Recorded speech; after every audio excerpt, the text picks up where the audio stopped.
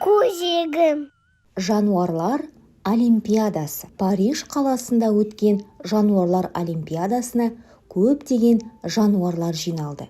Оның ішінде аю, құмырсқа және қоян да болды. Әрбір жануар өздерінің ерекше қасиеттерін көрсетуге дайындалған еді. Аюлар ауыр атлетика сайысына қатысуға шешім қабылдады. Аюлар күшті әрі үлкен болғандықтан, бұл сайыс олардың сүйікті жарысы болатын. Әр түрлі аюлар, оның ішінде солтүстік полюстің ақ аюлары үлкен ауырлықтарды көтеріп, өз күштерін көрсетті. Ерекше бір ақ аю Арктурк деп аталатын.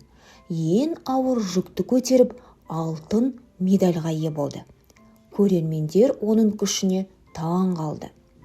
Қояндар тез жүгіру қабілеттерімен танымал болғандықтан, олар жүгіру жарысында бақ сынады.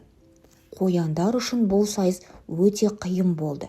Себебі басқа жануарлар да өте жылдам болатын. Дегенмен, тазша қоян есімді қоян ерекше шапшаңдығымен көзге түсіп, жарыста күміс медаль алды.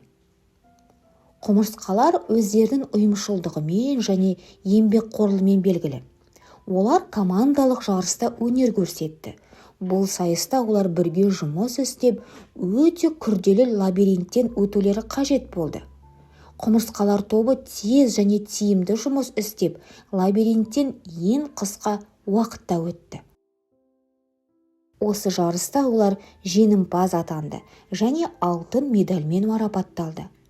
Бұл құмырсқалардың ұйымшылдық пен командалық жұмыс арқылы үлкен жетістіктерге жете алатындығын көрсетті. Жануарлар олимпиадасы әр жануардың ерекше қабілеттерін көрсеткен үлкен оқиға болды.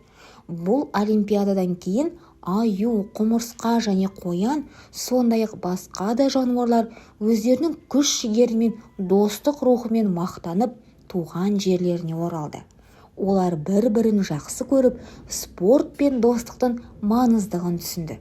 Осылайша Парижде өткен бұл керемет оқиға жануарлардың достығы мен бірлігіне тағы бір жарқын естелік болып қалды.